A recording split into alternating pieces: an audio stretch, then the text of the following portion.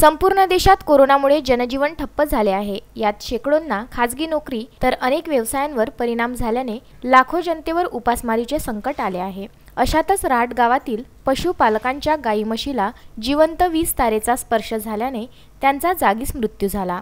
त्यामुळे रोशन वर्रेकर नामक व्यक्तीवर संकटाचे डोंगर कोसळले आहे। रहाट गावातील रोशन वर्रेकर यांच्या उदरनिर्वाहाकरिता पशुपालनाचा व्यवसाय आहे। रोजच्या प्रमाणे जनावरांना चराईकरिता रोशनचे काका गजानन वर्रेकर सर्व जनावरांना राष्ट्रीय महामार्गाजवळील जिजाऊ लॉन मागील डॉक्टर शर्मा यांच्या लेआउटमध्ये घेऊन गेले। त्यात शुक्रवार 12 जूनला दुपारी 1 वाजताच्या दरम्यान लेआउटमध्येच वीज खांबावरून लोंबकळत असलेल्या जिवंत ताराचा स्पर्श जनावरांना झाला।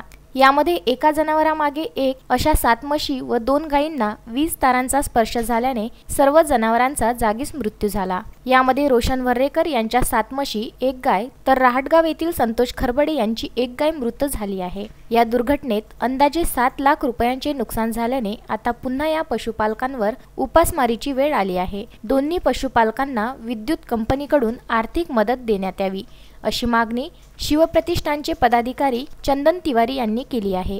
या घटनेची माहिती नांदगाव पोलिसांना होताच पोलिसांनी घटनेचा पंचनामा केला। माझ्या म्हशी इकडे शेतामध्ये चरायला आल्या लेआउटमध्ये आणि त्या इलेक्ट्रिकचा वायर पडल्यामुळे शॉर्ट लागून मरण पावल्या। तर हे माझे काका ढोरापाशी असून ते हाकलत होते, बाकीच्या म्हशी पळाल्या। ह्या 2 गाया 7 म्हशी सापडल्या त्याच्यात। त्याच्यानंतर आपल्या इथे नांदगाव पेठ ह्या हद्दीत पोलीस स्टेशन हद्दीतले गजानन वर्रेकर यांचे 7 म्हशी आणि 2 गायी ह्या आपल्या ताराच्या लाईटमुळे सर्व मृत्युमुखी पडलेले आहे। तरीही यांना वीज महामंडळतर्फे अनुदान असे दान करावे ही अशी माझी इच्छा आहे। Vidarbha news bureau, Amravati.